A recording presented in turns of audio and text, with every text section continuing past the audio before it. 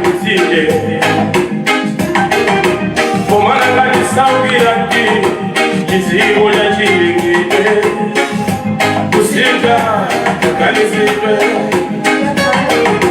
Malawi zikolo ndalisinga Atuo yangu na jiyangulo chimote Olimpika chino Kukwila chito molimpika Oli zikoli kusauti yande Sanje kaduga Malawi zikolo lalila nisoko Kunzika toshuruka Nijifukwa nijisi kaninga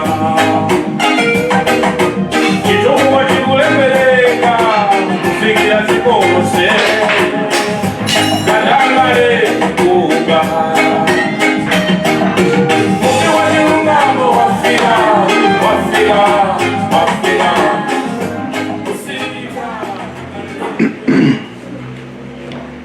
Tikupatseni moni amalawi wonse dziko la Malawi 20 million polemekeza mtundu wina uliwonse monga ana kamodzi timafuna tikukhudzeni mtundu uliwonse mdziko muno ndi timayambira kumpoto kuti monire mwatandalauli muliuli mweuli timadzatsika pakati pa chigawo chathu nkuti mwachoma bwanji mwaswera bwanji muli bwanji tikatera timapita kuchigawo chathu chakummawa kukakomana ndi makolo kumeneko kuwafunsa kuti tuswerere uli tuzindire uli ndiye titsike kumudzi chigawo chakumwera timafunsa ndithu moni tiye tifike kuchigwa chathu chashire kwazi chomwe atunda azilongo athu nkuti mwadokera tani tikachoka apo timapita kuchigawo chakumwerako koma chakummawa kudziko limene kuli zipatso zofunika kwambiri kumene timati moseliwa titero sitimasira pompo timapitanso kuchigawo kunja kwa malira dziko lathuli kumene Malawi ochuluka tiliko uko kokhako ndeleka ndiwe ntumbuka kadiwe ntonga kadiwe ndani kunjako ndiwe Malawi ndiye timakupatsani moni muziyankho zimene mwazipeza kumayiko kumene muliko tikupatsani moni ife achipani chatsopano cha Muvi Wachilungamo sitidzatopa sitidzasiya kubwera chifukwa Muvi wache kapande masomphenya akali womalizitsitsa kwambiri number 35 ngati sili kunama number 35 chimene chimatibweretsa pano nchonena kuti tikayang'anitsitsa mene dziko lathu likuyendera Malawi ambiri atodwa ambiri alephera ambiri asiya ambiri atayirira kuyiwala kuti dzikoli kuti lifika pamene lafika apa anthu ananzunzika bwanji kuti dziko lifike pano pamene tilipa ndi anthu angati anazunzika kuti ufulu umene tikuyankhula lero uwu ufulu wa matipate uwu ufulu wa demokrasi wala boma la anthu pa anthu kwa anthu ufike ambiri atodwa ndiye tifotokoza zifukwa zache kutsogoloku koma chifukwa chimenecho nchifukwa ife chipani cha Muvi chinabadwa ngakhale tikoma ndi mikwingwirima koma tikudziwa kuti mwana amene amakula monzunzika amakula bwino amene amangukula mwase sikudwala kwache kutsogolo kwacheko ndipo chifukwa ichi ife ngopirira tipirira ndiye tedase uliwonse amene akufuna mpaka chipani chitavomerezedwa Amalawi tikudziwa mukuchiyembekeza lero lachiwiri pa 28 November mchaka cha 2023 tabwera ndi masomphenya pa Chingerezi tikuti movisionary masomphenya a movie kuti tikuona zotani mdziko lathuli m'maso mwathumu tikuona zotani ndiye timakupemphani pa tikabwera pa timakufuna tikuyitaneni mukhale mmutu mwathumu tidzione ali mmodzi zimenezo ndi chifukwa tili pano nchifukwa timakhala pano sabata yathu ndatera kuti mwina nkutheka kukhala Muvi womaliza koma sizikanatheka chifukwa inene ndidafuna kuti ndipite kumudzi ndikayende kona ndikaone kuti dziko likuyenda bwanji kodi Amalawi akuyembekeza chani zimene ndazionazo zimene ndabwanazo pano kuti ndikaone nano Amalawi masomphenya amene kuliko tingachitenji kuti dziko tilikonze nchifukwa chake lero tili pano ndipo tibwerabe tukhulupirira zimenezo tibwereranso mmene tinalili muchifukwa Malawi sio tibwera tingansiye chifukwa ambiri atodwa naye sakuyang'ana dziko akuyang'ana thumba mwawo m'mimba mwawo komanso tsogolo la mtundu wawo m'bado wawo ndi chigawo chawo ndiye sitidzakhala chete ngati Amalawi mutu wathu wankhani wa lero sindidziwa pa Chimalawi ndingati bwanji koma zikuonetsa kuti amene amachita zinthu poyang'ana maso akuyang'ana zolinga za mtima wawo koma kugwiritsa ntchito mipando ya boma kapena kugwiritsa ntchito boma, amene ajawo ndi amene tikuyankhula lero. Pa Chingerezi pati kuti conflict of interest. Dziko la mutu wathu wankhani wa lero ndi conflict of interest. Pa Malawipo ndiye kuti anthu amene amasakaniza zolinga zawo nkuzipititsa ku boma ndi amene tikuyankhula lero. Potero mutu wathu wankhani kuti president wa dziko lathu lino, nyumba ya malamulo ya dziko lathu lino ali mu conflict of interest. Asiya zoti upresident umayang'anira dziko lathu 20 million kuliyang'anira dziko lija akuyang'ana zofuna zawo. President yo ndi timu yawo. Nyumba ya malamulo nayonso yayiwala kuti waje ntchito yawo nkumakayankhula ndi anthu kumudzi amene asankha akupanga zofuna za kumtima kwawo, za mmimba mwawo ndi za matumba mwawo. Nchifukwa chake mutu wankhani wa lero kuti president wa dziko kapena ndi mtsogoleri wa dziko, nyumba ya malamulo ali pakati poyang'ana zofuna zawo pogwiritsa ntchito zipangizo za boma. Ndiye pa Chingerezi mwina zimveka bwino tikuti President Parliament of Malawi in conflict of interest. Mutu wathu wankhani ndomeno ndiye kuti achita conflict of interest potani fachakwera wati davotera ndife achite kuti davotera ndife tonse Malawife. Tsopano lero asiya bwanji kuyang'ana izi akuyang'ana za kuthupi kwawo motani. Nyumba ya malamulo tidayivotera ndife Malawife 2019 nanga asiya bwanji Malawife nkumakayang'ana za kuthumba kwawo ndi za mmimba mwawo. Nkhaniyo tikubwera nayo. Tisanapite patali tifotokoze kaita thauzoona kuti kodi akati conflict of interest akati kuyang'ana za mmimba mwawo ndi za mthumba mwawo kusiya za ntchito amatanthauza ndi ndakafufuza. Ndapita pa phone kochita Google, ndapita mabuku okang'ana amati encyclopedia kumeta kapeza kuti ndi kusiya ntchito yawo munalembedwa kumachita za thupi zimatanthauza kuti mumapanga malamulo kapena mumachita ziganizo zokomera inuyo ngati munthu, zokomera inuyo ngati banja, zokomera inuyo ngati chipani, koma zosakomera dziko kapena boma. Imene ndiye tanthauzo la conflict of interest. Tikamanena kuti ogwira ntchito mboma ndiye tikuyambira president iyo ndi executive yake yonse, nduna, ma PS ena onse kumeneko ndi amene ali ogwira ntchito mboma. Ndiye tikuyanga tikamati speaker wa nyumba ya malamulo oyankhulira ku parliament tikunena phungu wamkulu amene ali speaker muyankhuliro kapena muyankhuli. Ndiye tikuyang'ana aphungu onse mnyumbamo amenewa asiya kuyendetsa ndondomeko za dziko koma atenga mipando yawo yokhala ngati tsopano chokwerera makwerero okwerera kuti zolinga za kuthupi kwawo, za mthumba mwawo ndi za mmimba mwawo azikwaniritse kugwiritsa ntchito mpando wa boma umene Malawi adachita kuwayikapo pamenepo pa chikhulupiriro choti akagwiritsa ntchito ndondomeko za boma.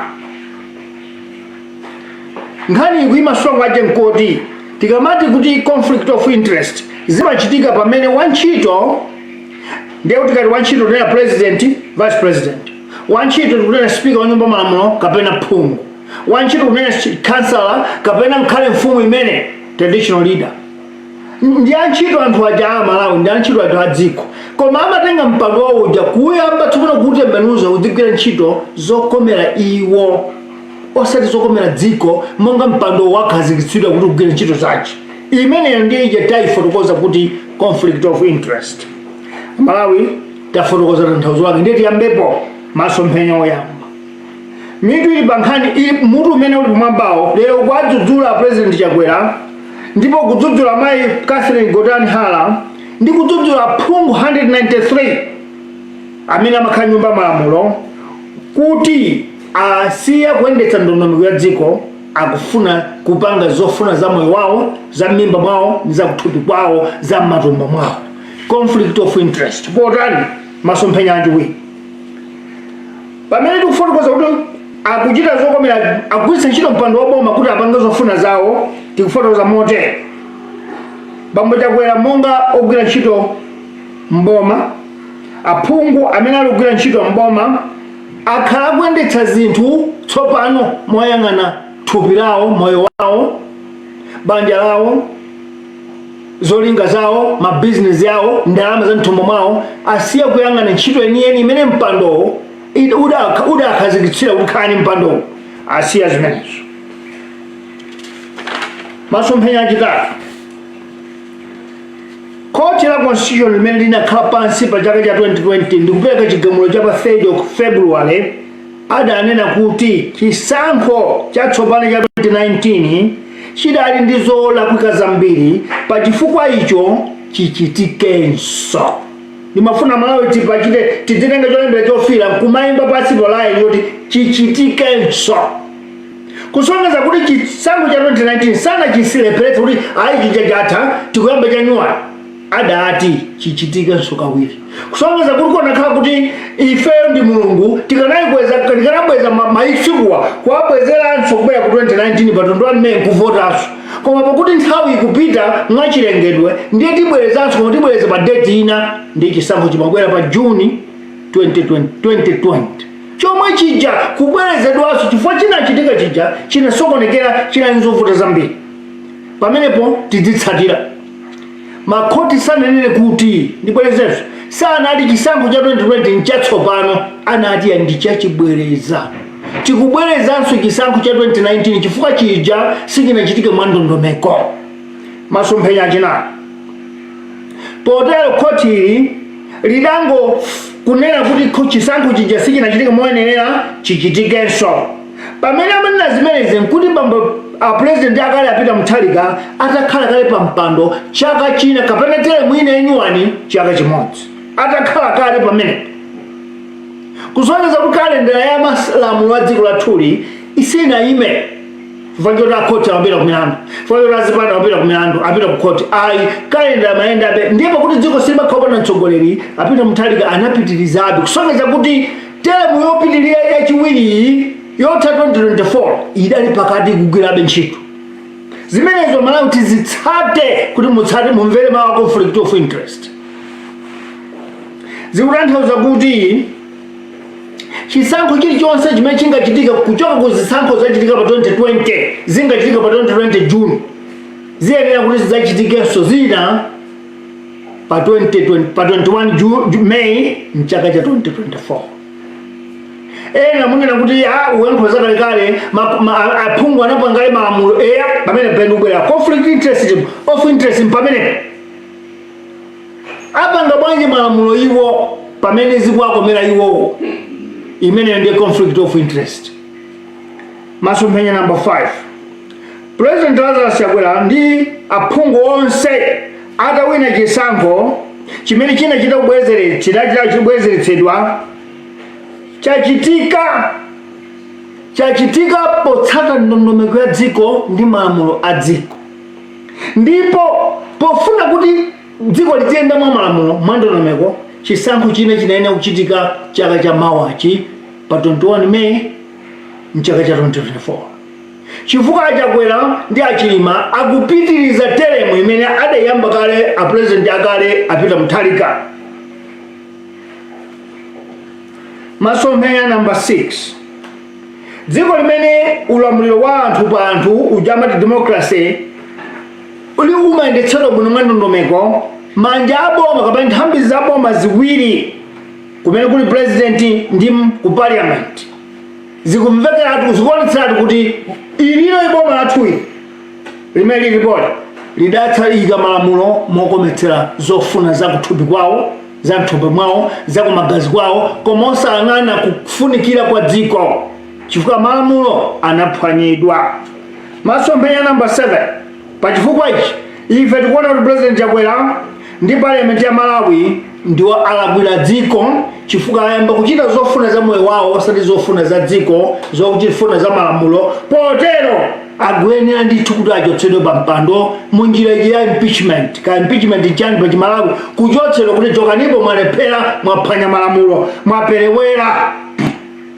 Chifukwa yani zimene tikuna zimenezo akhana mkagulu kadzigawenga kuphwanya malamulo a dziko, akhana alowa mgulu lofuna kuti apondereze malamulo a dziko chifukwa kuti ali pa mpando wamphamvu, akugwiritsa ntchito mpando kuti akwanitse zofuna za moyo kumoyo wawo ndi kumtima kwawo. Pa chifukwa icho aphwanya lamulo, ndiye ayenera kuchotsedwa pa mpando, ayenera kupangidwa impeach.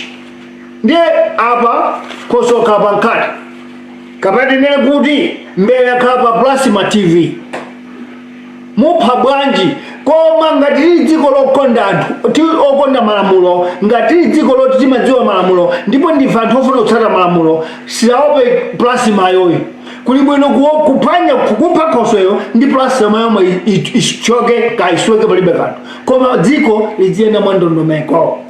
Masomphenya namba 8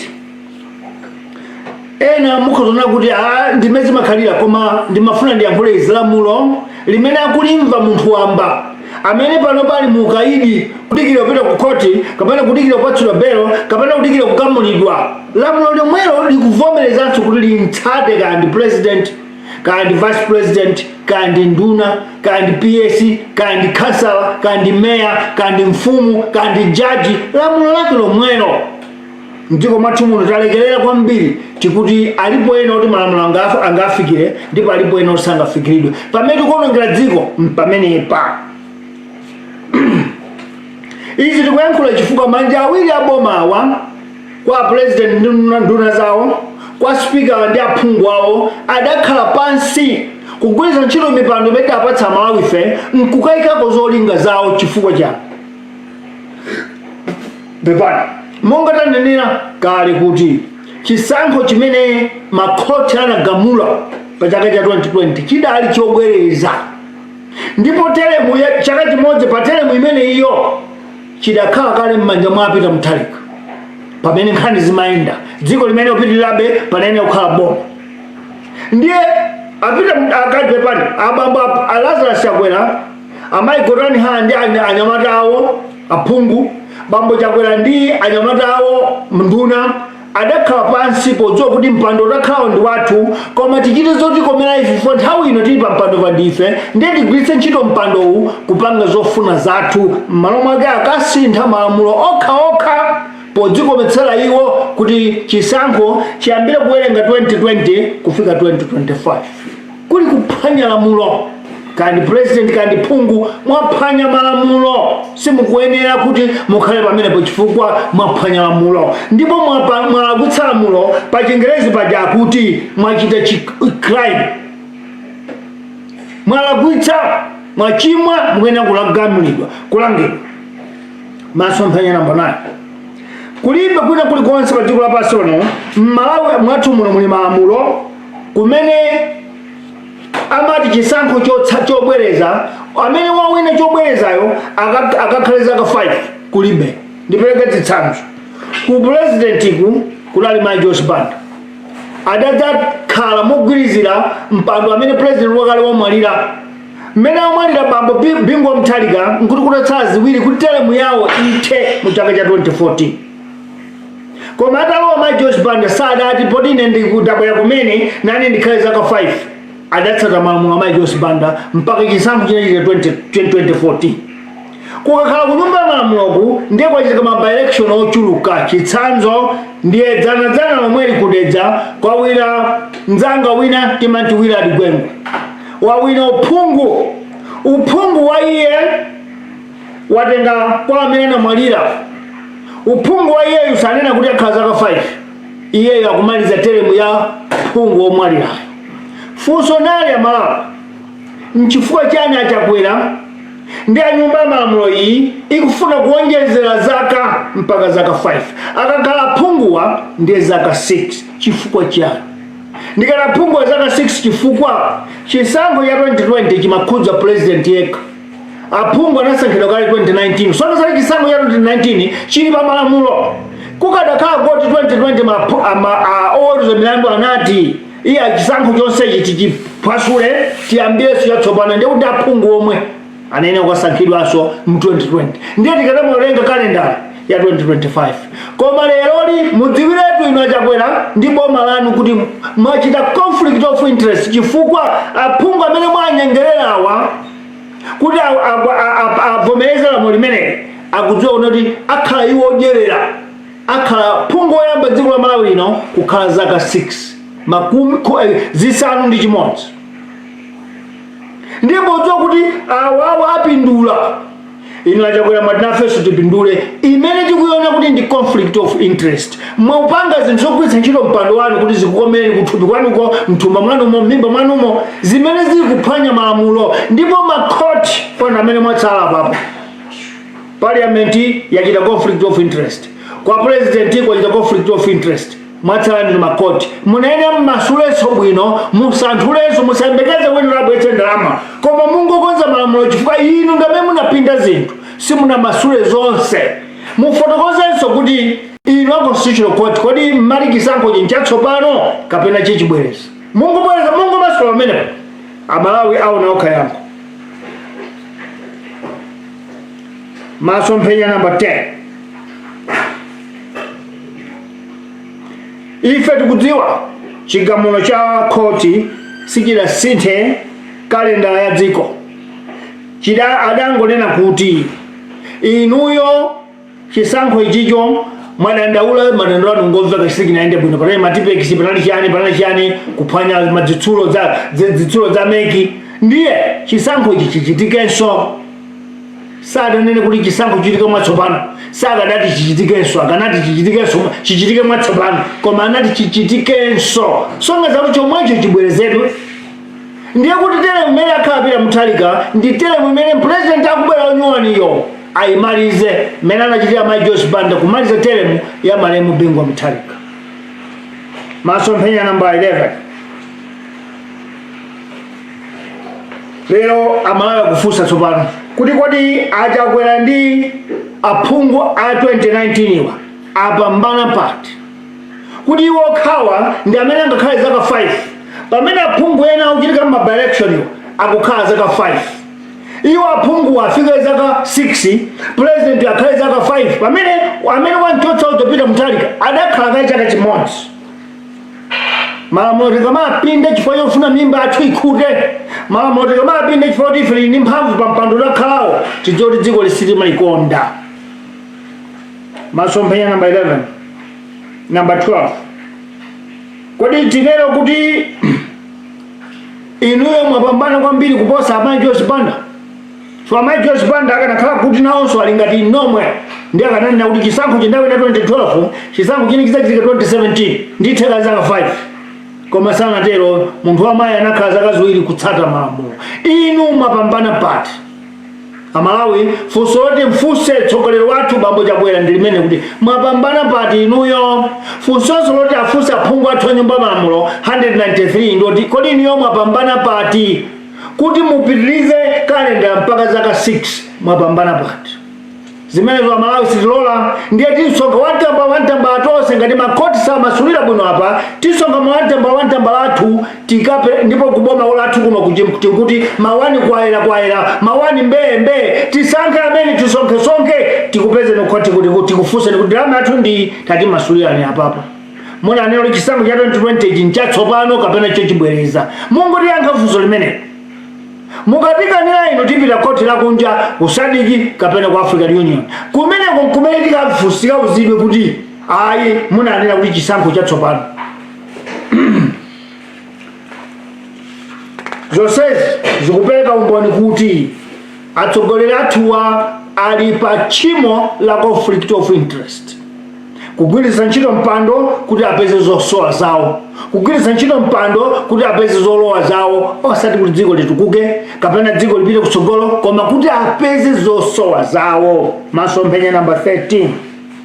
President Chabwera monga mmodzi wa nthambi yolamulira dziko anayenera kufunsa nyumba ya malamulo podziwa kunena kuti teremu ya aphunguwa ikutha zaka 5 ndiye kuti ikutha 2024. Iye anayenera kuwafunsa kuwauza kuti mmene zililimu inuyo mwima zaka 5 mpaka 2024, ine ndima zaka 4 chifukwa chaka china changa anachigwiritsa kale ntchito mtsogoleri wopita. Kodi Amalawi sitimaona zimene maiko anzathu akuchita. Ku Liberia kwachitika chisankho mpaka chapita kuchibwereza. Chitapita kuchibwerezaku uyo wogonja wanena kuti aenda gonja. Nzangayo abwera apitirize pakonda dziko. Ku Malawi atsogoleri andale simakonda dziko, makonda mimba zanu, mpando wanu mautembenuza kuti usangalatse thumba lanu lakutsogolera m'matako lomwe. koma bambo Chakwera malo moti akufuna zakuthupi kwawo zichitika pogwiritsa ntchito mpando wa president akauza aphungu a malamulo kuti mukavomera kuti chisankho chipite 2025 ndiye kuti inu mukhala zaka 6 conflict of interest imene aphungu podziwa kuti tikhala zaka 6 ndiye alolesawa ativomerezawa kuti akhale nawo zaka 5 conflict of interest yokha pa chifukwa ichi parliament ya dziko president wa dziko akuyenera kupangidwa impeach onse tikhale ndi boma logwirizira kufikira 2024 kupanda kutero ndiye kuti dziko lathu sitimalikonda chifukwa atsogoleri awiri nthambi ziwiri za boma izi executive ndi parliament ali mu conflict of interest. Masomphenya number 14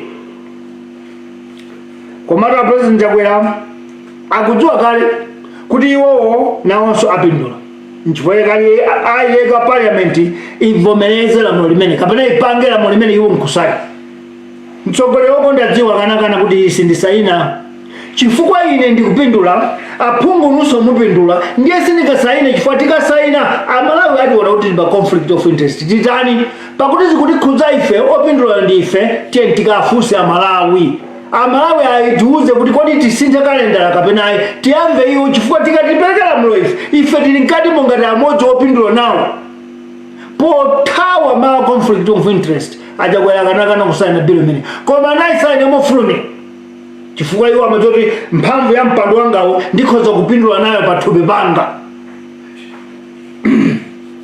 Masomphenya number 15 nchifukwa chake lero tikuti president Chakwera ayenera kuimbira mlandu wa conflict of interest chifukwa kulibe kwina kulikonse kumene mtsogoleri wa dziko angasaine biro yoperekedwa ndi atsogoleri ndi aphungu oti nawonso akufuna kupindulapo pamenepo.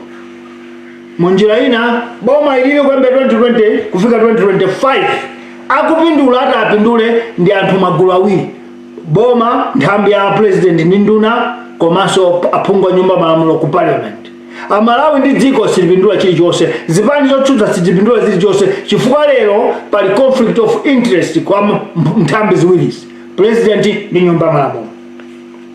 Masomphenya number 16 mu democracy yeniyeni kumene malamulo a dziko amatsatidwa kumene malamulo a dziko amagwiritsidwa ntchito ogwira ntchito mboma onse monga president aphungu akapeza biro ngati imene yoti kwakomera iwo amayitanitsa referendum kuti ifeyo sitingasaine biro ichi chifukwa amene tikupindula ndi ifeyo ndiye sitingasaine ife tipitenso kuma constituency kwathu tipitenso ku dziko tikalifunse kuti tikakhazikitsa lamulo koma lamulo mnjira ina likukomera ife ndiye ife sitingapereke chiganizo amalawi mukhoza kuimba mlandu wa conflict of interest. Ndiye mukuti bwanji chisankho chidachita 2019 yachibwereza malamulo akuti chisankho china chili 2024 koma podziwa kuti timafuna kuti dziko tilikongosole mungati mukhoza bodza lilonse mukhoza nama imene mungatamire koma mwaleke amalawi ayankhe kuti pakuti mukhudzidwa mukapeka chiganizo likha conflict of interest amalawi tapeka chiganizo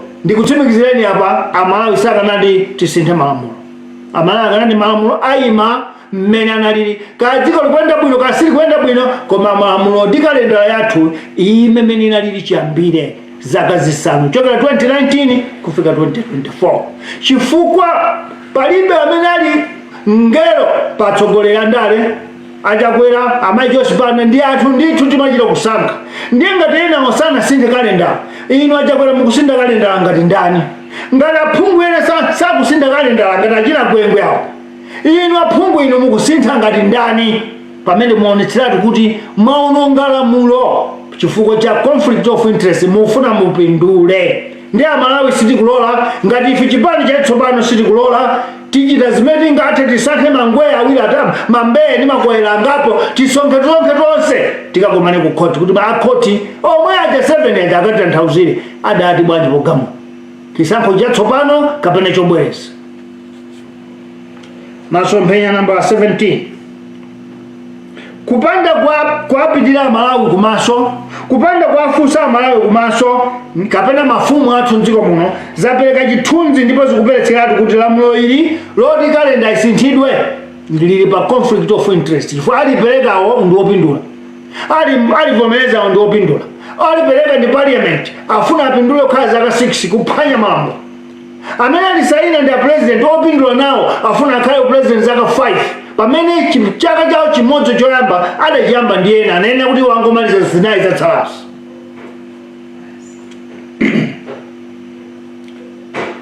Potero pofuna kukweza ndi kulimbikitsa demokrasi yathu, Amalawi fe tifusane kuti tiye titsegule maso, tichenule maso, ndipo tipemphe mabungwe azichitetezo ngati Malawi Defense Force, Malawi Police kuti mukulolera kuti anthu awa atigwiritse ntchito kapena agwiritse ntchito mipando yawoyo pofuna kuliononga dziko ndi kuphwanya malamulo. Funso tikupereka ku Malawi Defense Force, funso tikupereka ku Malawi Police Service, funso tikupereka manja onse achitetezo komanso kupereka ku mafumu athu onse dziko la Malawi. Mukulolera mafumu kuti anthu awa akometse zofuna zawo pogwiritsa ntchito mpando wa boma.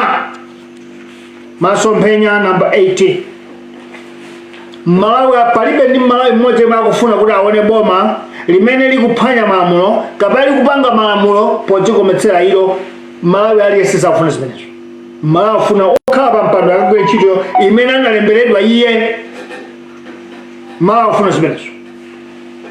Mu masomphenya number 19. Nkhani ina imene ili mkamwa mwa Malawi lero ndionena kuti dziko la Malawi makamaka boma la Congress Party latsegula nsika omatumiza malamutumiza miyala tikutumiza anthu akagwira ntchito ku dziko la Israeli. Nkhani imene ili mkamwa dziko boma lachakwera pomene amalowa pa kampeni yawo amati tikufuna kuti tilikonze dzikoli tidzitumiza zinthu zogulitsa, zolima, zokumba komanso zaokopa alendo kuti dziko lathu likhale ndalama. Koma atalephera kutero ayamba kutumiza anthu ndi anthuwo apita ku Israeli. Pa nkhani ife tikuikhudza chifukwa choti kukadakhala kuti palibe kabodza kenapa, palibe penapake pakuchita gere sitikanafunsa chifukwa ni mbali imodzi yoti dziko litukuke. Koma pali pena pachita bili kena katikachita chubwi ndiye ife tifuna titsate pamene. Masomphenya number 20. Pa nyuzi imeneyi pali mantha mmene ndondomeko yolembera Amalawiwa, ndondomeko yoyendera Amalawiwa, njira zake zimene atsatira Amalawiwa zikutiopsa chifukwa palikika chinsinsi kena. Pamene pompali tifuna kudziwa kuti chinsinsicho ndi chiyani. Ndiye masomphenya amene timayankhula kumbuyo konseku timanena kuti mbiri ndiye mphunzitsi number 1. History is a great teacher pa Chingerezi. Mbiri ndi mphunzitsi wamkulu. Wina aliyense amene wabadwa 1980, 70, 60 akudziwa bwinobwino mbiri ya chipani cha Congress Party. Kumene dziko lake lomweli chipani chake chomwechi chinakhudzidwa kuphunzitsa anyamata ku dziko limene la Israeli kuti adzakhale asilikali a chipani cha Congress Party. Ija timatchula kuti Malawi Young Pioneers. Nonse mukudziwa mbiri ndi mphunzitsi wamkulu. Masomphenya number 21.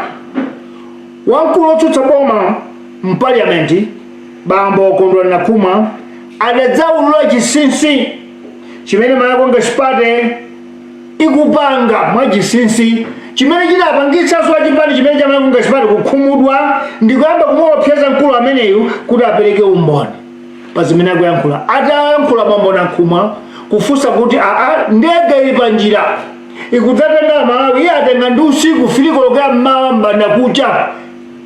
Chikuchitika nchiyani apa atatiuzana. Boma la Congress Party ndi azikaza onse atonse anadzuka kumdzuma mkulu. Iweyo kani waitenga kuti iwe ndi wabodza ko basi. Mama waje boma nkudzatembenuka wanena kuti iyayi nzonadi dziko la Malawi kutumiza anthu ogwira ntchito kudzera kunduna wa za ntchito kuti akagwire ntchito maiko akunja, ndipo dziko la Malawi lambotumiza anthu kunja. Ku dziko lotumizako maiko 177 asankha dziko la Israeli kumene pakali pano aliyense akuthawako chifukwa kuli nkhondoyo yawo chigawenga yosada kumenyera bwanji koma wina angoganiza kuponya boma lako kaphulitsa nyumba ya munthu nkumatumiza anthu kumeneko. Boma likuganiza bwino kapena likubisira dziko kena kache. Ife Muvi Wachilungamo sidabati dzulo mbiri ya Malawi Party kuitwa kuyambira pansi mpaka pamwamba ndiye tifotokoza mote. Masomphenya number 22.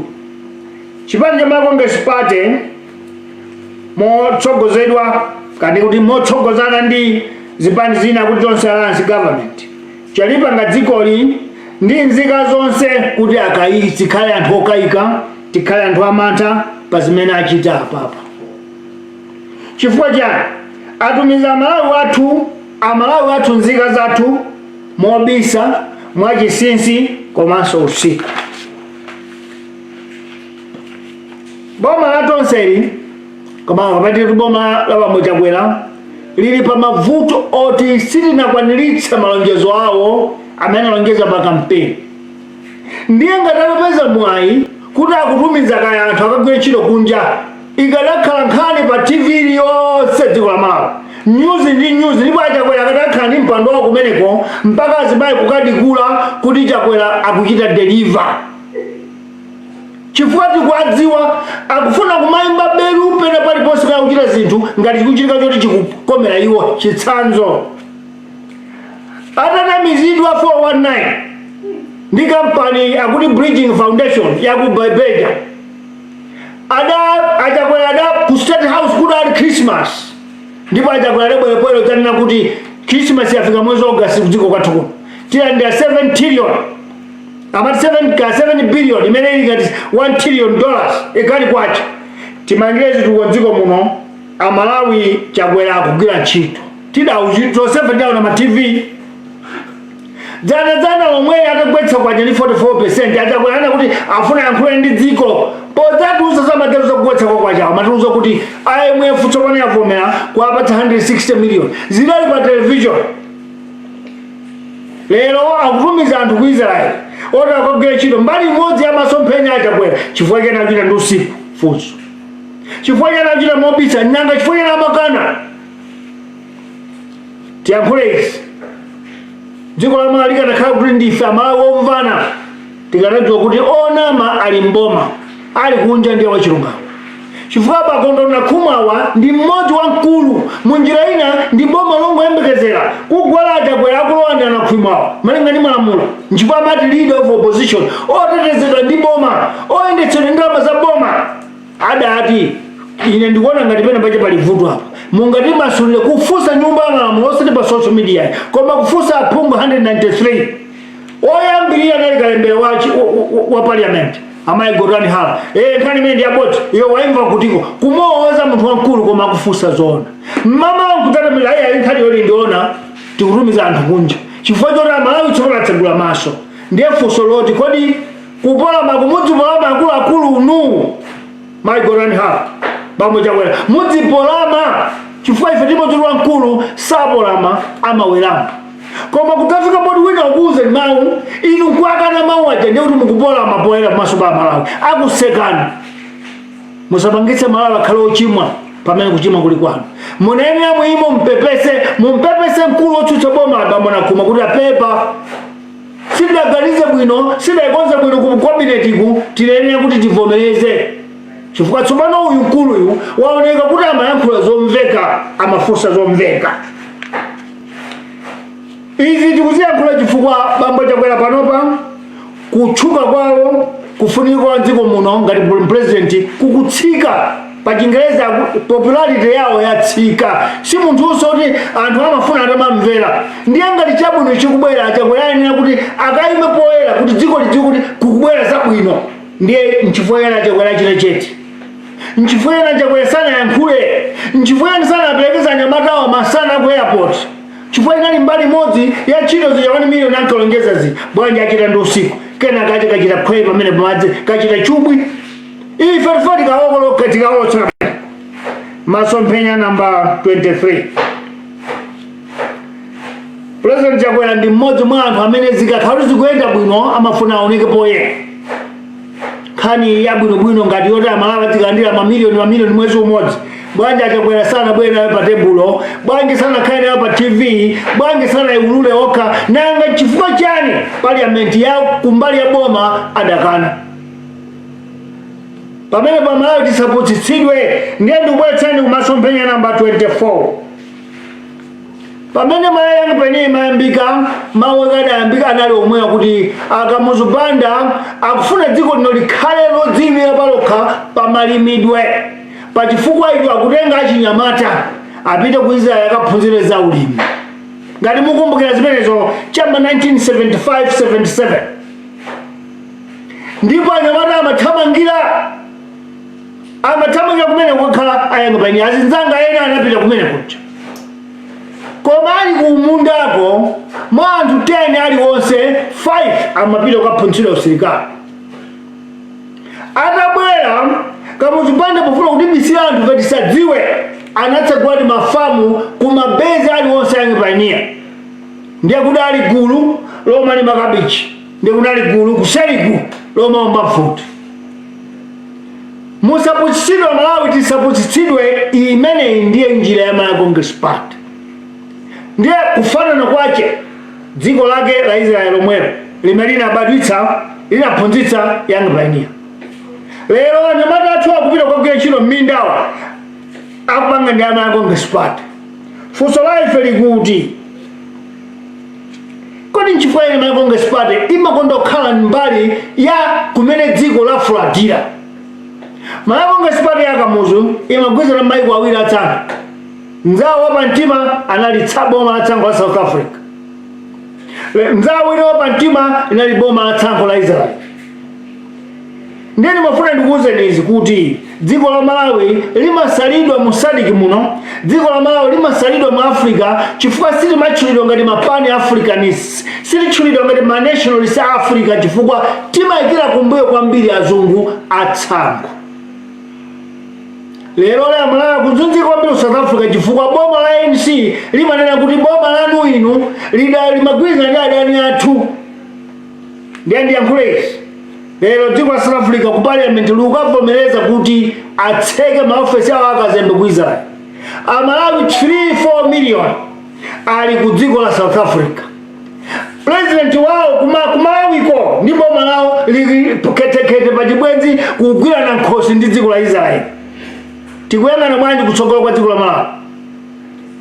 Tikuyang'ana bwanji kutsogolo kwa dziko la Malawi? Ndichoke apa dziko la Malawi lino anthu ambiri amene agwira chuma chathu ndi amwenye ndi mtundu wa Chiarabu. Onsewa ndi abale awo amapalestina osati maisraeli. Ndiye boma ligwirizana ndi ndani wa anthu amene agwira chuma cha dziko lathu.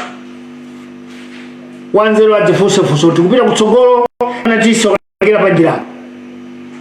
Tima pamphamba ndiposakhalitsa.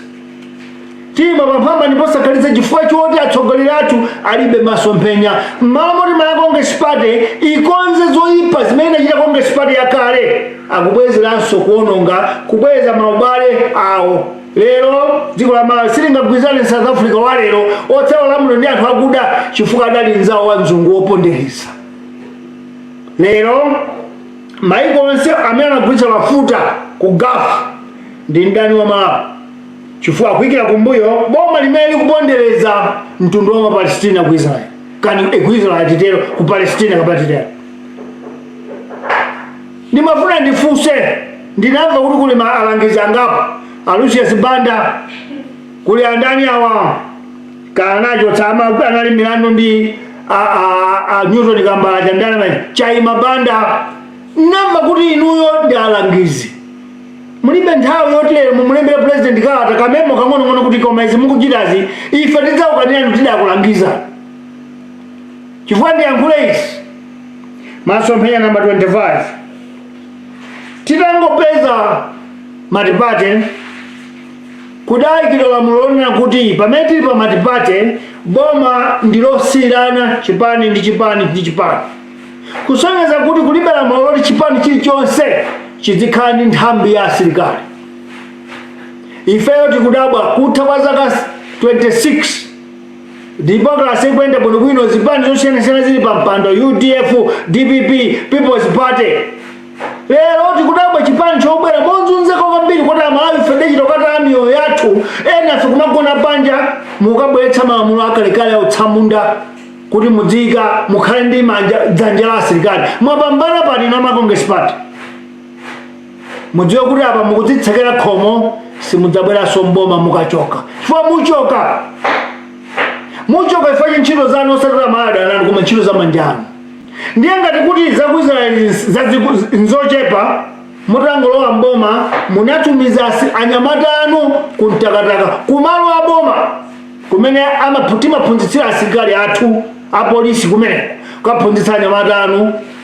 Parliament inakhala chete, makoti anakhala chete, amalawi feda akhala chete.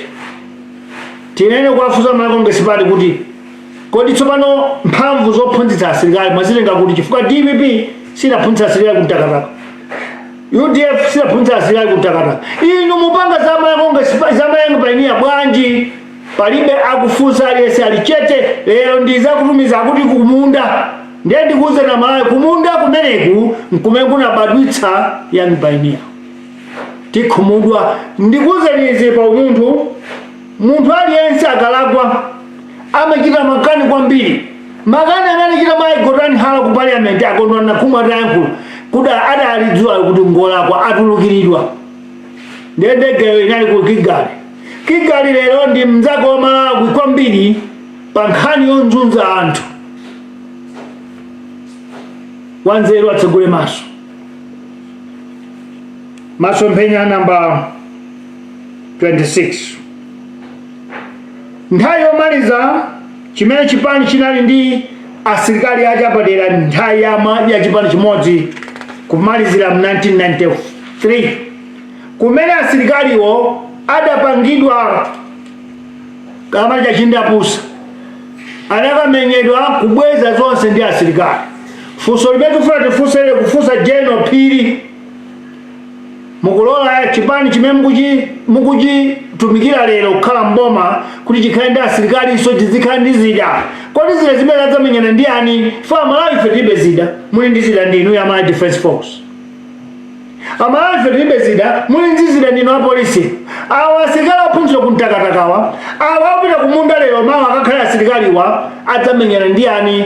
Nkhani imene ndiyofuna inu Malawi Defense Force muyambe kuyang'ana panopa. Musaona ngati Amalawi azunzika mutazunzike ndinu chifukwa zipolopo zimenezo mudzafuna muzilande tsiku lina. Mfuti zimenezo mudzafuna muzilande tsiku lina. Masomphenya namba 27. Tilangulandira ufulu wa matipati 1994 zipani zonse zinalumbira m'malamulo kuti sidzakhala ndi asilikali ankhondo kapena nthambi ya usilikali. Lero tikudabwa mtakataka Israeli chifukwa tidzinenera mosabisa ntchito zoti za chilungamo simmachita ndi usiku. Ndipo mene lili boma la tonse panopa lachakwera akadachita kulengeza wiki yathunthu chifukwa inali ngati mali pali modzi kuti achite chinthu chapamwamba. Amayi Jose Panda amatumiza anthu Korea ku Dubai kuti kumene kwa chabu koma zinali zapoyera zolengezedwa. Inu madikira kaye mufusidwe ndiye mukane. Ministry of Labor afusidwe mkukana koma mama sana yako matulutsa chikapa atutumizadi mumabisi lanji conflict of interest. Masomphenya namba 28.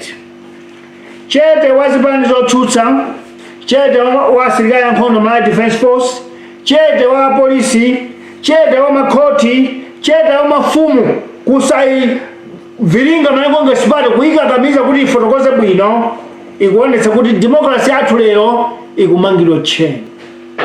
Fatika nakhala ena tinene kudzuka kuti democracy yathu tidayivutikirayi sitilola kuti muipinde chifukwa chipani chilichonse sichikuloledwa kukhala ndi asilikali. Inu mukupanga chiyani apa? Ndiye pobwera impeachment paja kugwetsa boma paja mpamene. Masomphenya namba 29. Tikufunsa onse amene dziko la Malawi maliona ngati ndilanu muitane Malawi Party ikalowe mu chemba ya koti ikafotokoze kuti nchifukwa chani iwo akuphwanya malamulo a 14 June 1993 imene amene anachitika ndi Amalawi osati chipani. Amalawi anakavota referendum kuti lichotse zipani za asilikali zokhala ndi nthambi ya asilikali tikhale ndi zipani zokhala ndi masomphenya a manifesto.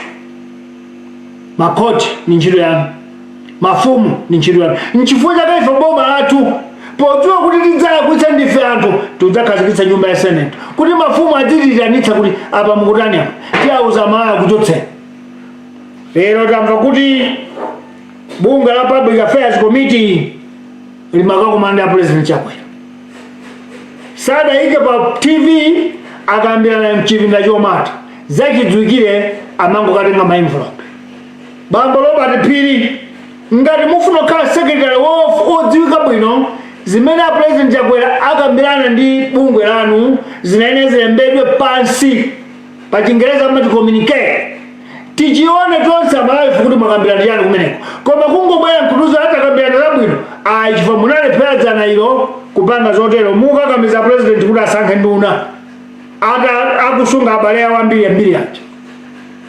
Sitikukhulupirira ngati simupereka statement kapena ngati kunalira news kuti atenge zimene mwakambirana dziko lidziwe. Sitikukhulupirira. Masomphenya number 30. Mbado uno umene wabadwa nthawi ya matibate udalumbira kuti tidzateteza, tidzayimira kumbuyo, tidzayima kuti democracy yathu isadzagwetsedwe, isadzaphedwe pa zifukwa ziwiri. Democracy sinangobwera ngati chitumbuwa. Democracy sinangobwera ngati zindasi. Anthu analuza miyoyo yawo. Ndipo democracy yathu iyi madzi akamene timathirira ndi magazi a anthu. Ndikukumbutsaniko lero tikumbukira magazi a malemu Alton Chilo. Tikumbukira magazi a malemu Atati Mpakana. Tikumbukire magazi a malemu Wire Chokano. Tikumbukire magazi a malemu Masako Chipembere. Tikumbukire magazi a malemu William Kanyamachume. Tikumbukire magazi a malemu Yatuta ndi Duduza Chisiza. Tikumbukire magazi a Tiki Matenje. Tikumbukire magazi a malemu Aloni Gadama. Tikumbukire magazi a malemu Twabu Sangala. Tikumbukire magazi a malemu David Chiwanga. Tikumbukire magazi a malemu Chakufa Chihana. Tikumbukire magazi a malemu Manowa Chilwa. Ndipo tisaiwale tukuta ndi kuthamanga kumene amathamanga tsogolo twakale Bagiri Muluzi ndende za kubalaka kuchichiri ndi kublanta. Ifeyo mbadwale timanena kuti democracy yathu iyi inatsidwa madzi kuti idzinyowe kandi chinyonto ndi magazi a anthu. Pa Chingerezi tikuti their blood water our democracy.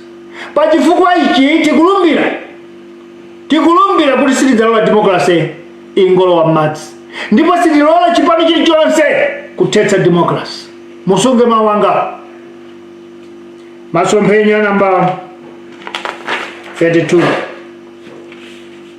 Pamene kwaja yagwa mokhumudwitsa molanga ndi mapesenti 44 masiku atatu nkugwaso 13 mobisa dziko boma likakhala likulephera limachita zake ndi usiku. Mwagwetsa 44% kuulula kutha masiku atatu mwagwetsa 13% osaulula. $1 ya America imene maiko 1.7 lero kukulidwa 1.950.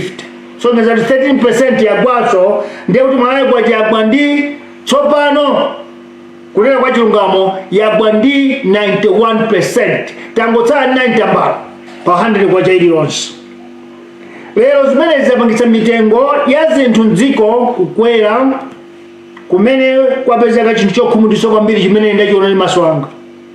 Nditayendera dziko la Malawi ndapeza kuti anthu akude chimanga chowawa, ufa owawa.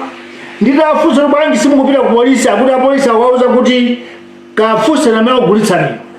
Amalawi agula chimanga kwa mavenda chowawa.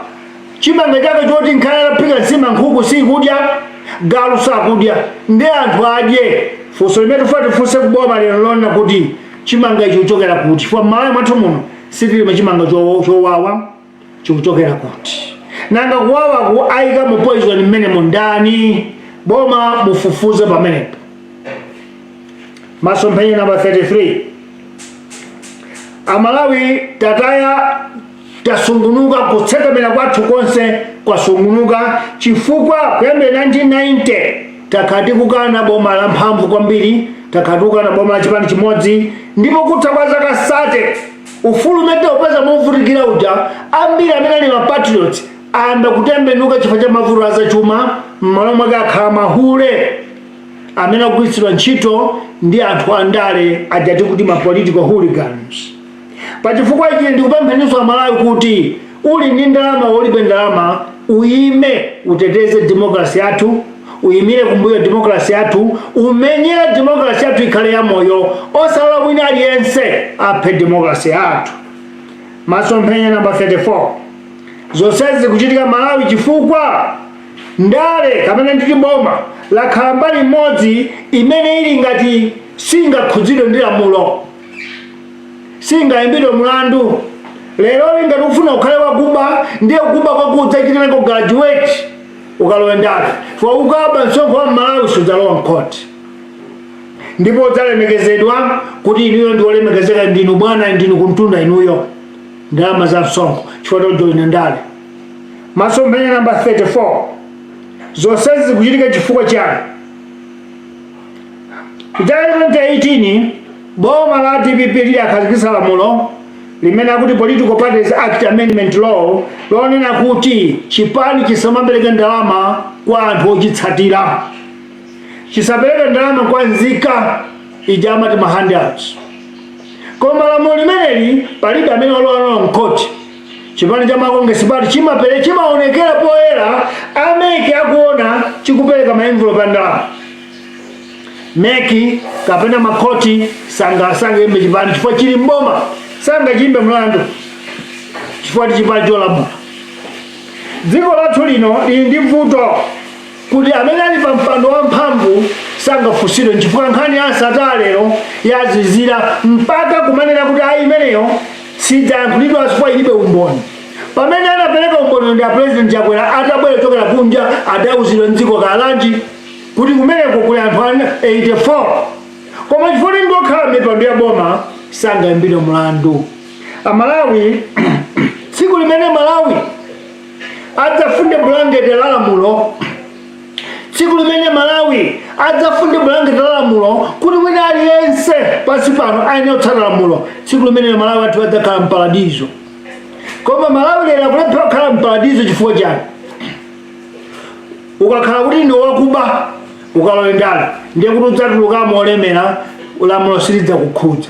Matenda amene tinawo m'dziko lathu lino ndi amenewo. Masomphenya omaliza. Dziko lathu likuti litukuke tikhazikitsa malamulo aja oti nthawi yakwana tisiyanitse na nsongole ndi tirigu. Chifukwa pakali pano tikuyenda maonena kuti siyani na nsongole ndi tirigu zidzikulira limodzi, ndiye m'malo mwake tirigu watha mundamo watsala na nsongole yekha. Dziko lathu lili choncho. Potero zaka 26 zatha pamene na tirigu yense wachoka mundamo tangodzala na nsongole yekha. Pachifukwa cha Malawi nchifukwa bado chipani chatsopano cha Muvi Wachilungamo Revolutionary Party, chifukwa ndife tirigu amene tikufuna tichotsa na nsongole, tizule na nsongole yenseyu kuti dziko lathu likhale mparadizo.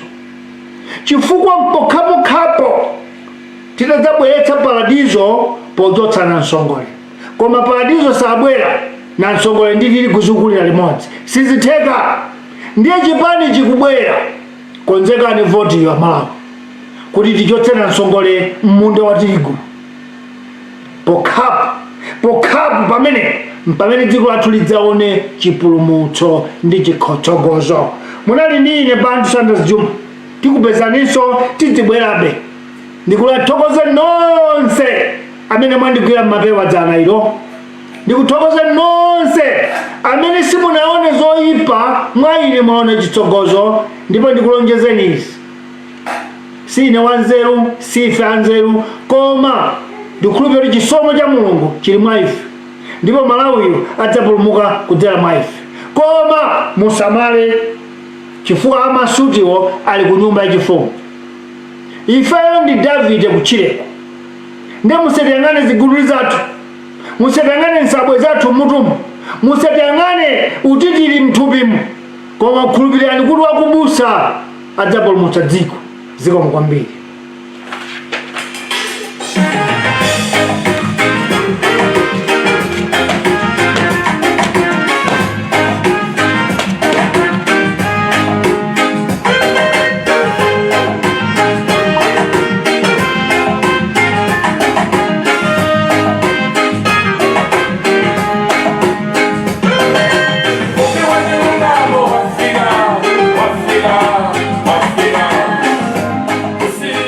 Monire monire, mwatandala uli, muli, mwachoma bwanji, muli bwanji, tusindire uli, tuswerere uli, mwadokera tani, moni, mosele.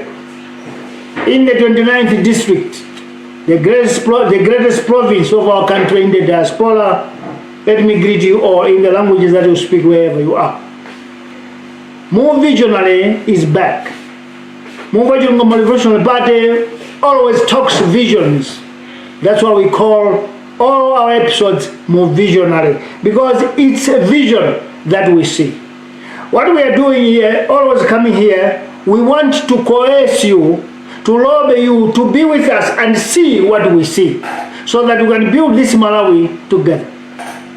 Fellow citizens, today is 28 November 2023, Tuesday, and our topic of the day is President, Parliament of Malawi are all in conflict of interest. Our topic is the President and the Parliament in Malawi are in conflict of interest. That's our topic. But before we start our topic, let us Google or get into the encyclopedia to understand the meaning of the word conflict of interest. It is an undertaking where a public officer influences a law or decision where his personal interests are applied, not the office or chair that he or she owns. When we talk of public officer, we are talking about the president, vice president, cabinet, member of parliament, speaker of parliament. We mean everyone who works in the government. That's a public servant. An apparent conflict of interest occurs where it appears that an employee's personal interest could improperly influence the performance of his or her duties, but this is not a fact. I want to underline the word but. This is not a fact. Someone is holding a position as a president, someone is holding a position as a parliamentarian, and they are trying to influence a decision that will benefit them personally, individually, when the truth is not what they are doing. This is what conflict of interest stands for. Vision number 1. The topic above faults President of the Republic of Malawi, Lazarus Chakwera, Speaker of Parliament, and all members of Parliament. I want to repeat. This topic is faulting the President of the Republic, Lazarus Chakwera, the Speaker of Parliament, Catherine Gotani-Hara, and the entire 192 members of Parliament. They are faulted because they are in conflict of interest. Vision number 2. As conflict of interest defines President Chakwera being a holder of public office, parliamentarians being holders of public offices acted in conflict of interest by taking advantage of their office and influenced a decision that is not a fact. That's where conflict of interest comes. How? Vision number 3. The Constitutional Court of 2020, 3rd February, judged that the fresh elections of 2019 were marred by serious irregularities. Therefore, there was need for elections to be redone. I will repeat that. The Constitutional Court of 3rd February 2020 gave their judgment that the fresh elections of 2019 were marred by serious irregularities. Therefore, there was need for the same elections to be repeated. That is what the judgment of the Constitutional Court said. Vision number 4. The court therefore nullified the 2019 elections after President Peter Mutharika had served 1 year of his second term. Let's understand each other clear here. When the Constitutional Court gave its judgment, by then President Peter Mutharika had already started his second term and he had finished serving 1 full year. When rerun was called, when repeated elections were called, President Peter Mutharika had already finished 1 year in the second term in the calendar of 2024. Vision number 4. No. Meaning, if the court could not nullify the elections, former President Peter Mutharika and his government could see another election on the 21st May 2024. If the court judged that DPP was not wrong, elections were free and fair. Elections could happen in 2024. Why? Because President Peter Mutharika started serving the government in 2019. By extension, parliamentarians continued serving from 2019, not from 2020. Vision number 5. President Lazarus Chakwera and the parliament, upon winning elections, that was repeated, if they had not applied conflict of interest, the next elections could or were supposed to be held in May 2024 as per the constitutional obligation. But it's not going to be the case because this is a fact. But they are going to twist the fact because of conflict of interest. They have influenced their own personal vendetta, personal interest by twisting or influencing a bad decision, a wrong decision. Vision number 5. Number 6. In true democratic nation, the two arms of government, the executive and legislature, they have acted in conflict of interest. Malawians, let's open our eyes. The executive, where the president and cabinet is, the legislature, where Speaker of Parliament and the members of Parliament are in conflict of interest in this country. Therefore, we need to do something. Vision number 7. By this default, President Chakwera and the Parliament must be impeached because as public servants, they coerced or collaborated in an act of crime for adopting a law that serves their personal interest, not what is required by law. It's a crime. They have committed a crime. So as a country, we cannot watch and look. We have to act. Vision number 8. The most serious crime has been committed by the president and his arm of executive for asking Parliament to pass a bill that extends his term to 5 years, when constitutionally he was elected to finish the term that was started by former President Peter Mutharika in 2019. This is a fact. Vision number 9. There is no way under the laws of Malawi where any by-election or rerun has fresh mandate. There is no way. In the Constitution of the Republic, by-election, rerun is not a fresh election. It has to go from where it started, 2019. Vision number 10, there are examples. Examples are as follows. In 2012, after the demise of former President Bingu Mutharika, the caretaker, Mrs. Joyce Banda, came to complete the term of late Bingu Mutharika. Vision number 10. Now, where did the judiciary, the executive and parliament change the calendar of elections from 2012 to 2017? Because if that was the case, then former President Joyce Banda was supposed to serve 5 years. Meaning, after entering into government in 2012, after the death of late Bingu Mutharika, then election could change from 2012 to 2017. But Malawians, Madam Joyce Banda served 2 years, completing the term that started in 2009 by late President Bingu Mutharika. Now, the question comes, vision number 11. Malawians are now asking how special are the 2020 elections that came after 1 full year was served by another government and president. What is the speciality of Tonse Alliance government? What is the speciality of President Lazarus Chakwera? Because it's the same case like the case of 2012. Vision number 12. Does it mean my Joyce Banda was not fit enough to serve 5 years, but Dr. Lazarus Chakwera is special to serve 5 years? Are we saying so as Malawians? No, we can't. Fellow Malawians, this is what is called conflict of interest. Today I want to define that. Vision number 13. President Chakwera, as the executive arm of the government, was supposed to grill the House of Parliament, knowing that the term of the representatives was not involved in the election dispute of 2019. He was supposed to grill Parliament.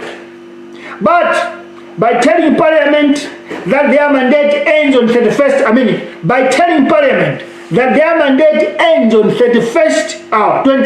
May 2024. That's what a good leader does.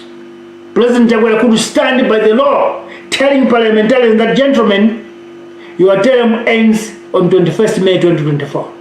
Therefore, there is no bill to be passed about this. There's no otherwise. It's done. A law is a law.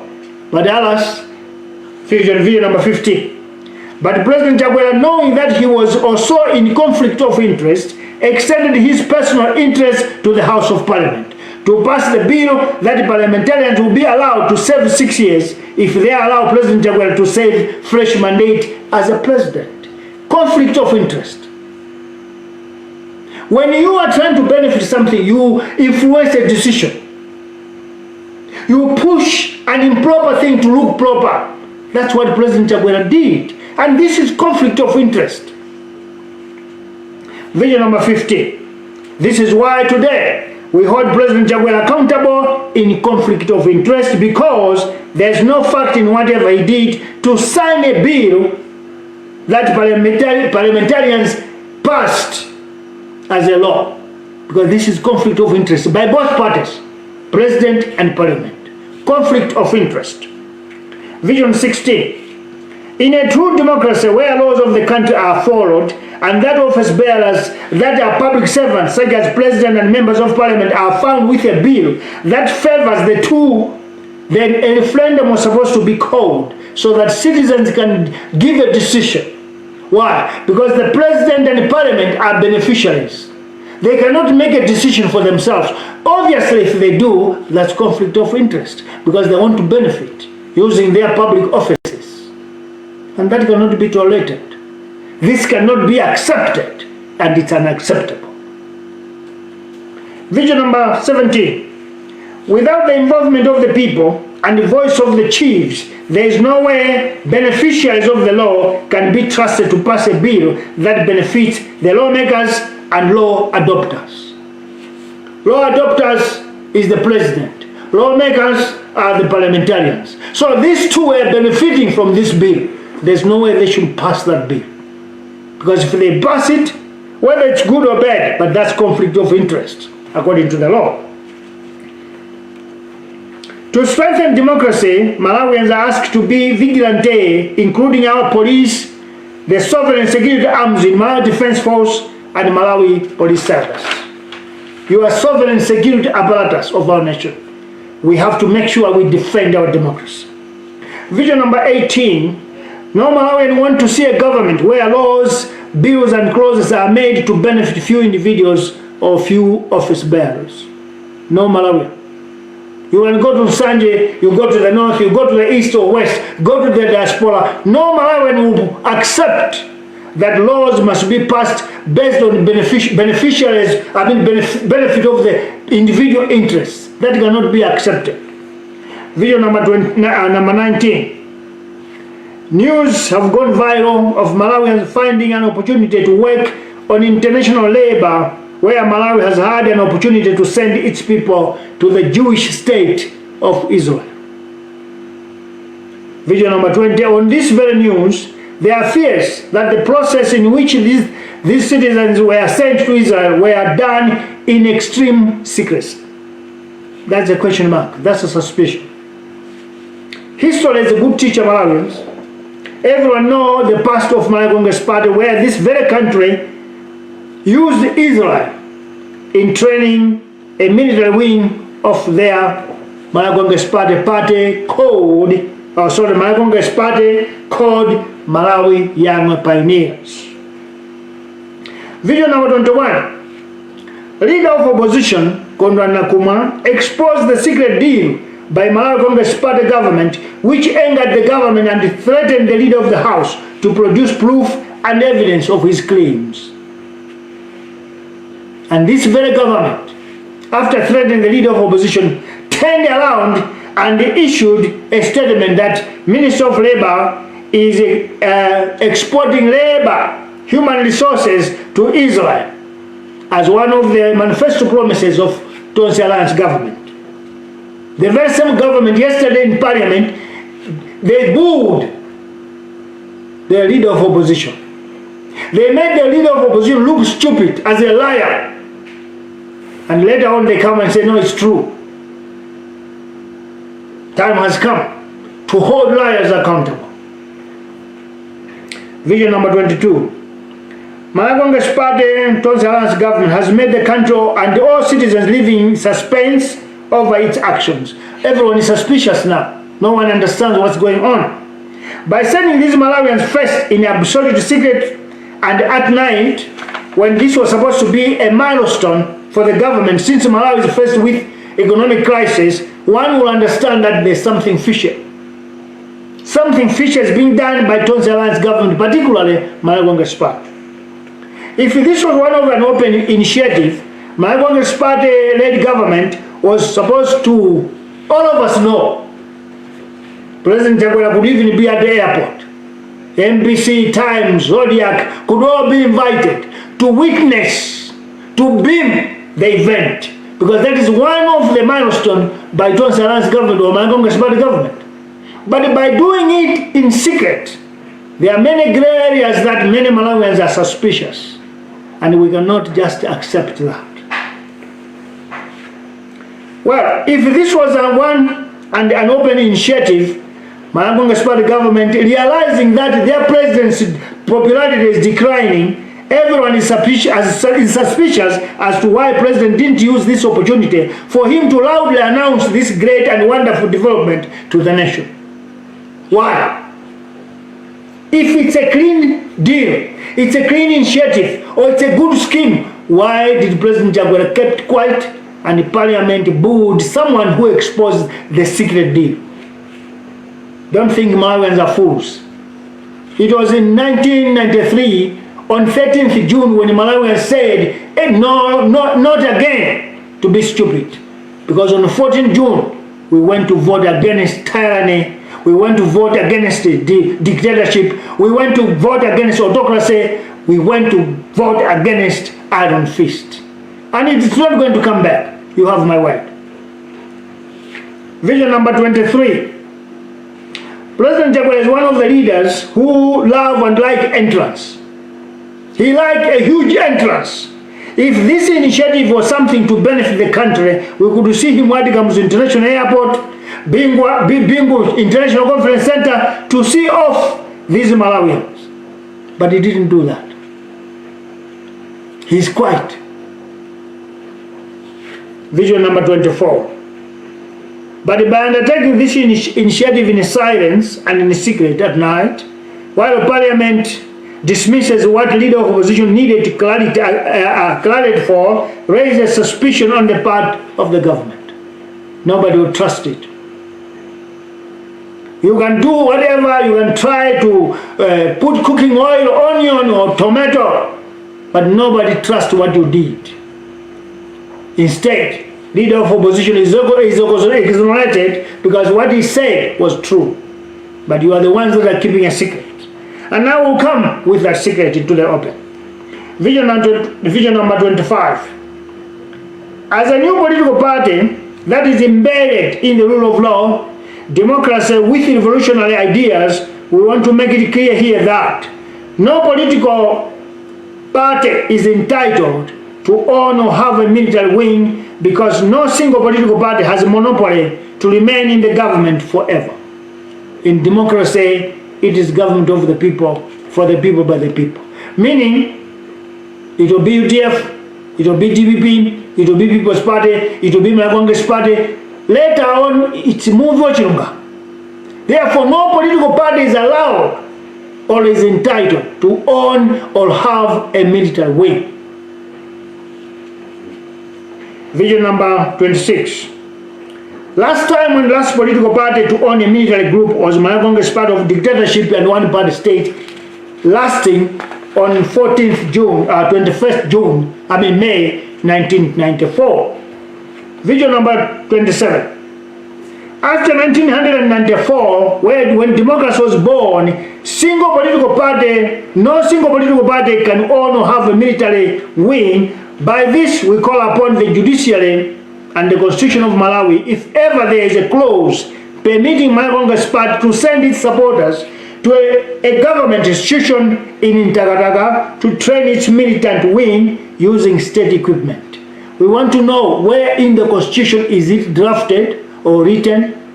We want even to know whether maybe bylaws are accepting that. We need to know, Malawians wants to know which clause of the Constitution permits a political party to train its followers militarily at a government institution. You know what? The silence that we do in this country, we are giving space for crime to continue being committed. Vision number 28. The silence of all opposition parties, the silence of Malawi Defense Force, the silence of Malawi Police Service and the judiciary, by not confronting Malawi Congress Party over this action, show that democracy in Malawi is under threat. Vision number 29. We call upon all stakeholders in this country to put Malawi Congress Party and its president in the dock to explain whether he and his party undermine the will of the people declared on the 14th June 1993 through a referendum. Vision number 30. The generation after democratic elections of 1994 saw that we will preserve, we will defend and protect our democracy in Malawi, because it was obtained under deadly and bloody circumstances. Vision number 31. Let us all remember the blood of Alton Chirwa.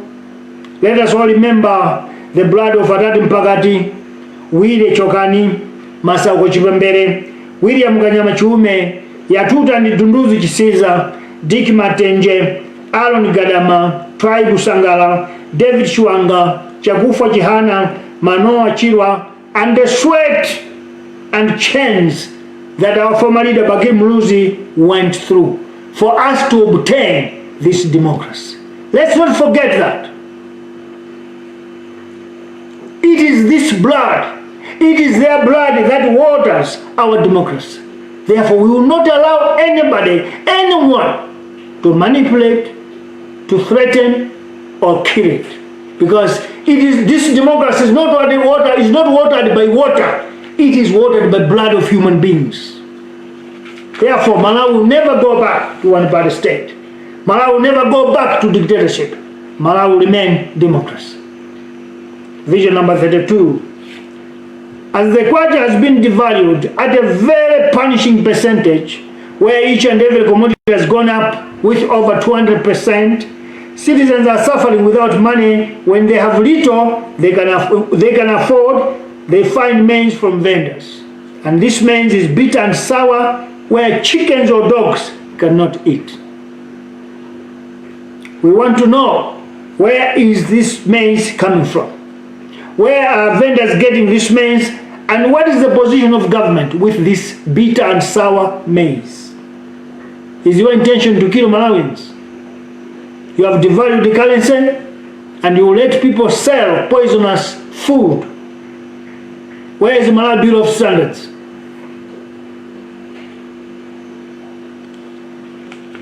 Vision number 33.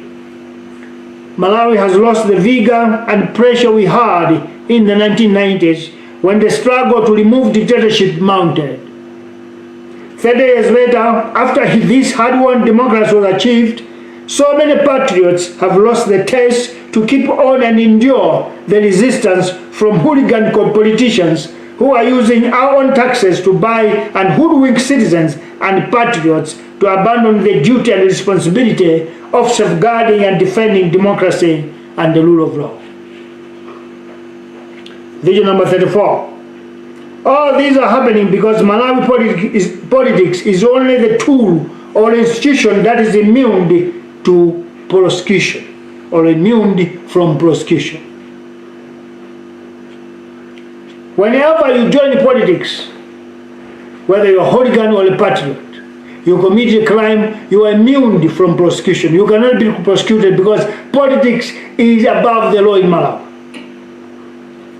In 2018, political parties amendment law was passed, where political parties were banned from giving handouts. But 5 years later, the law is not enforced, while the ruling parties keep breaking it time and again. The day this country will adopt blanket laws and prosecute politicians and political parties from breaking the laws, this country will be a paradise. One single day, what should we do? We must make sure that there is a blanket law that covers everyone. But once we do selective justice, then this country will continue crime. Why? Because many Malawians, many hooligans, many criminals, they join politics to hide their faces, to dress masks as office bearers, as public servants when they are criminals. And once they are in that crime syndicate, they know that the laws will be always sidelining them, bypassing them because they are politicians. For us, in this generation, we say we need a law that blankets the whole nation. And the day we will start prosecuting politicians, that is the day this country will be a paradise.